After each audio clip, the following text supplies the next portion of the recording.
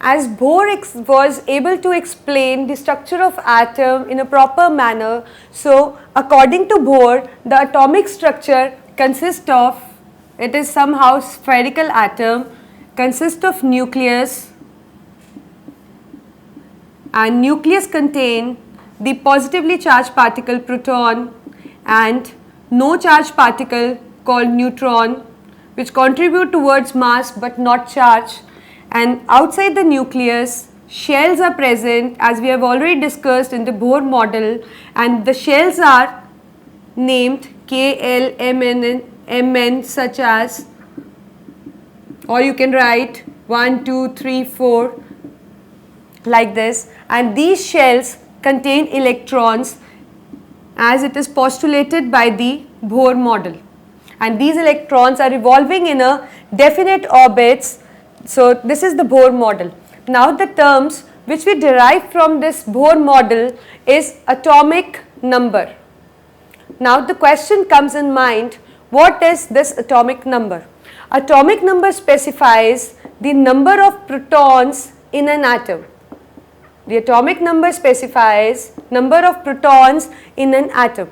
So it is represented by the symbol that is Z.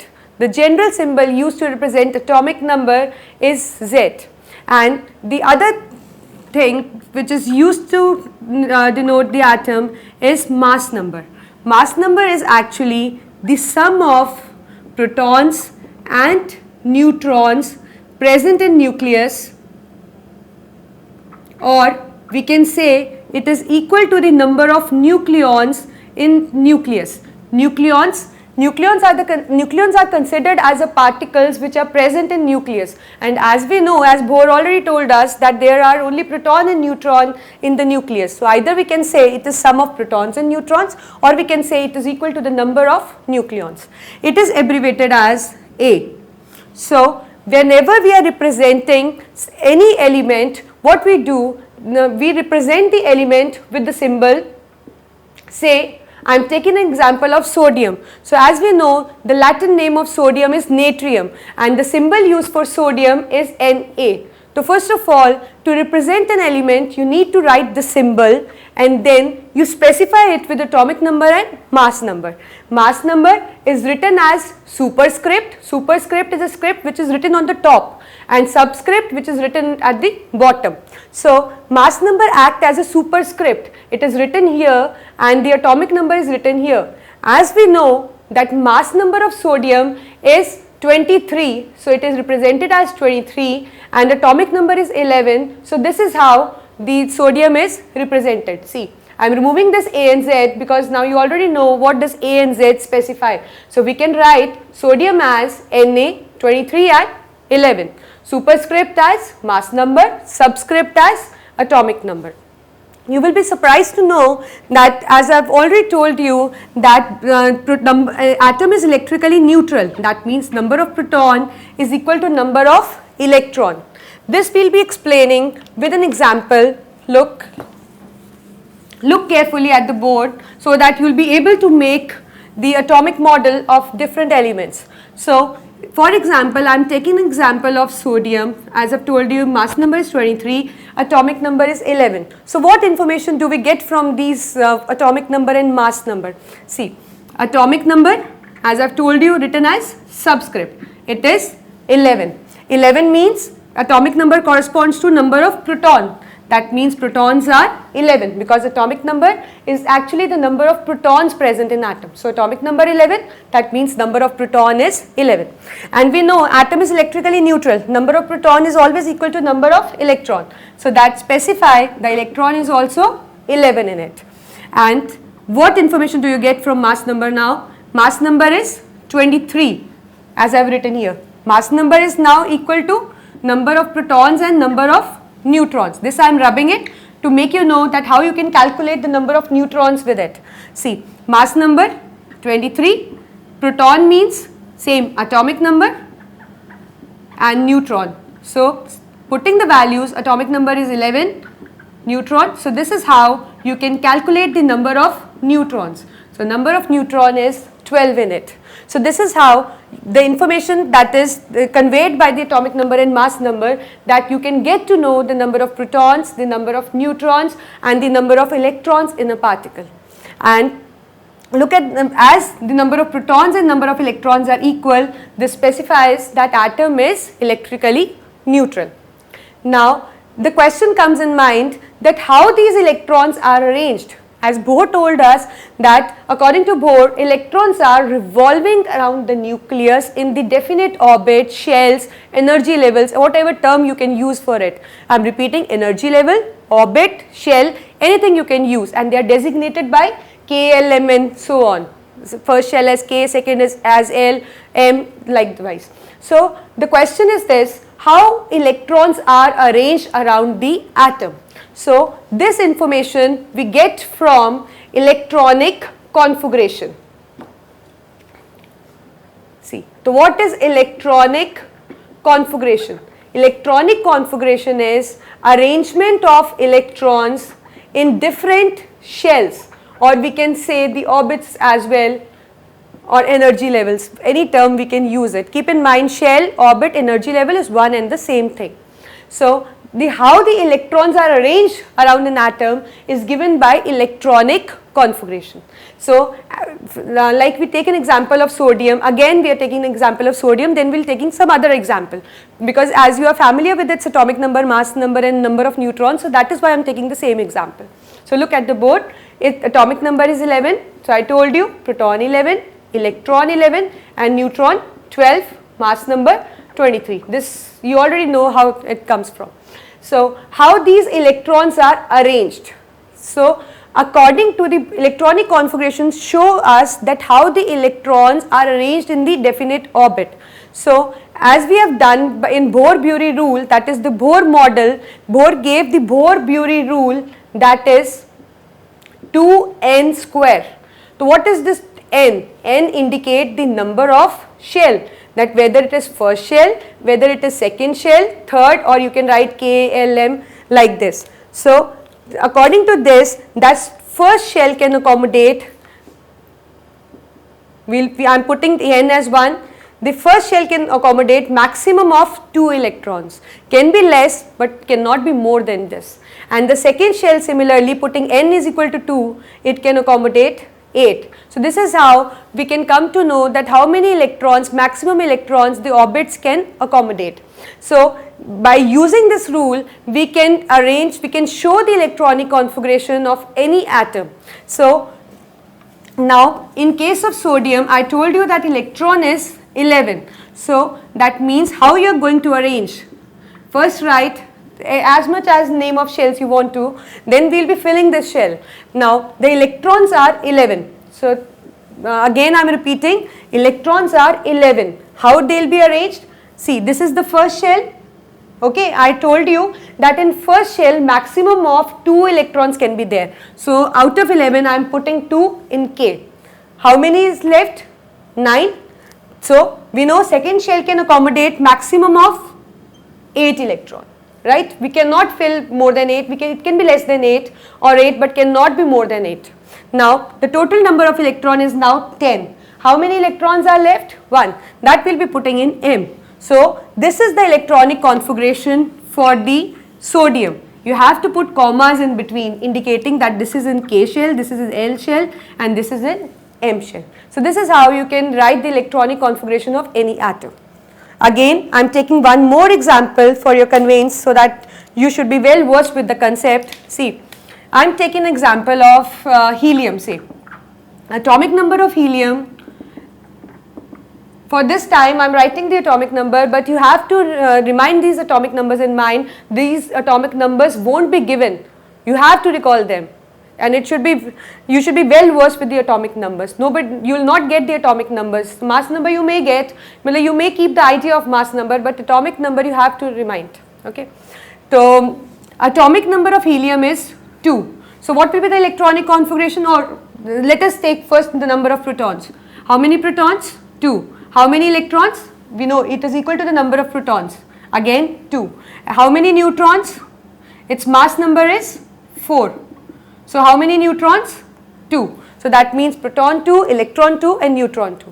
Now looking at the configuration, for electronic configuration we use only the electrons because it is actually the arrangement of electrons in the shell.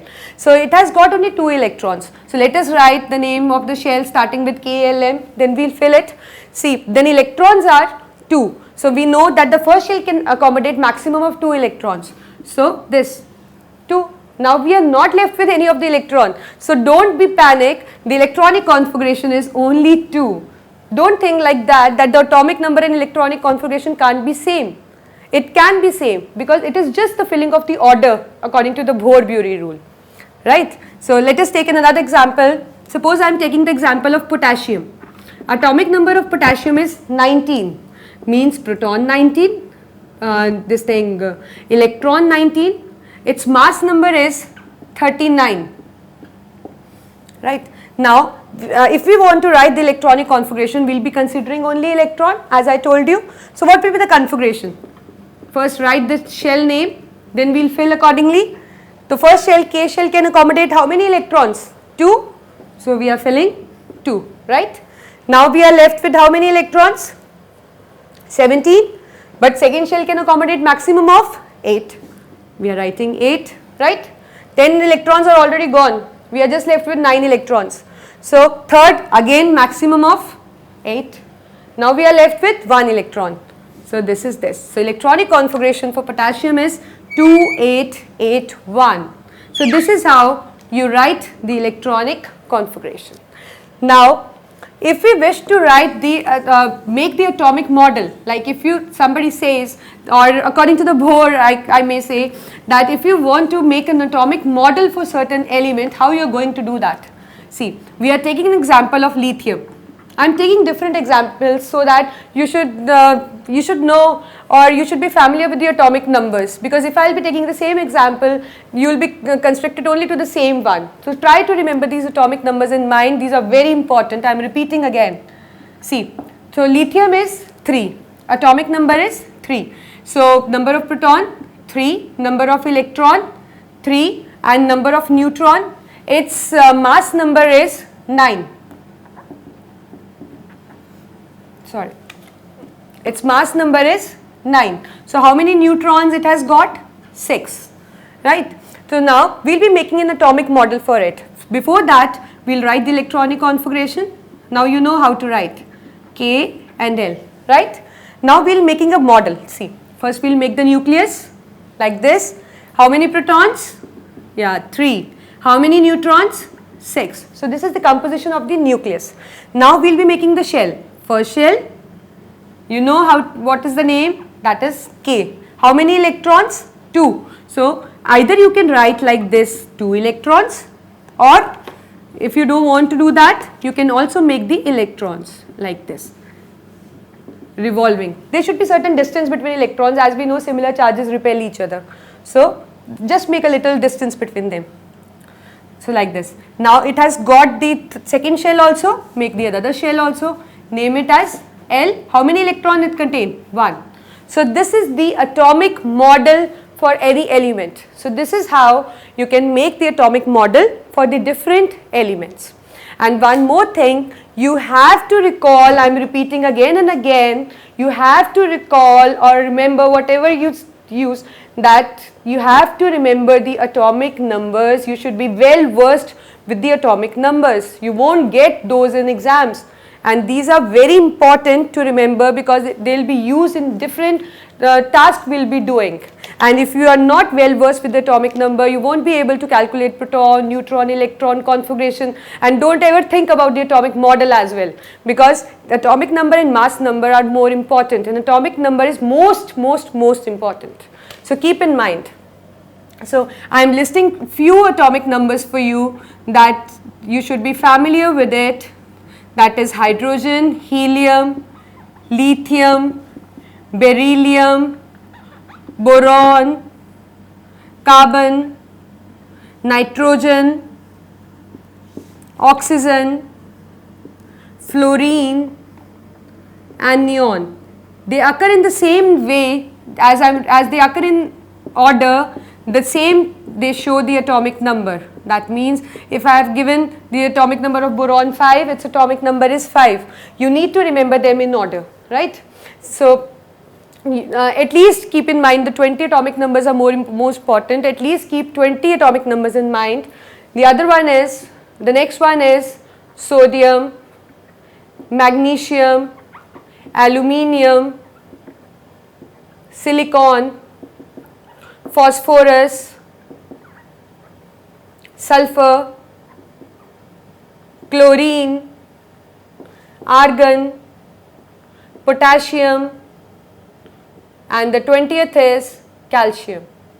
Now at least you should remember 20 atomic numbers. These are the basic ones, don't forget them, keep in mind, try to recall them.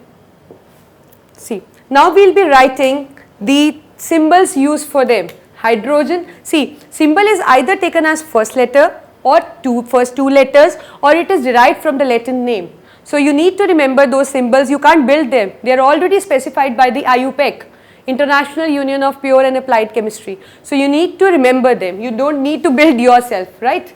So hydrogen is H, helium is He, lithium Li, beryllium Be, boron B, carbon C, nitrogen N, oxygen O, fluorine F, neon Ne, sodium Na, magnesium Mg, aluminium Al, silicon Si, phosphorus P, sulfur S, C chlorine, Ar argon, potassium K, and calcium Ca. As you can see the symbols, you have seen that maximum of the symbols are taken by first letter or two letters, but few symbols are exactly different from the name. For example, we take an example of, let's see sodium. It is S and SO, but Na doesn't come from anywhere. So you should know that its symbol is derived from its Latin name natrium. So these two letters are taken from this. Similarly, any more example you can see? Yeah, it is for the potassium. See, the K is nowhere. So it is taken from its Latin name kalium. K comes from this. So this is how you get to write the atomic numbers with the symbol. Now, if we write the electronic configuration for them, I am writing the electronic configuration by looking at the atomic numbers. As we know, atomic number is 1, so proton is 1, electron is 1. So I am considering the atomic number as electron and I am writing the electronic configuration. So see, it is, to make it more colorful, I will write with the other pen so that it should be clear to you. 1, 2, these are the electronic configuration, okay. Lithium 2 1, beryllium 2 2, this is 2 3, this is 2 4, this is 2 5, this is 2 6, this is 2 7, this is 2 8. Don't forget to write the commas, okay. It will differentiate that which electron is in K shell and which is in L shell. Similarly for this, 281, 282, 283, 284, 285, 286, 287, you know now how I am writing it. I am just looking at the atomic number, considering that it is a number of proton, I know it is equal to number of electron, and I am just arranging according to the Bohr-Bury rule, that is 2n square that we did before. Similarly 288, 2881 and 2882. I hope you get this, how to write the electronic configuration. These are very important. You should know how these electrons are arranged. Now, one more thing, the valence shell. Now, what is the valence shell? The last shell of an atom is called as valence shell. See, this shell is this, you already know what are KL, right? So, we are just writing the valence shell. So, in this case, the valence shell, the last shell is, it has only the first and the last shell as K. So, valence shell is K. Similarly, in this is L, this is L, same L. Because two shells are present and the last shell is always the L1, and it has got the 3 shells. So in all of the cases up to this, the valence shell is M, and in this case it is N. So valence shell indicate actually the last shell of an atom. It is very important. I am repeating, the valence shell is very important because it specifies the valency of an element.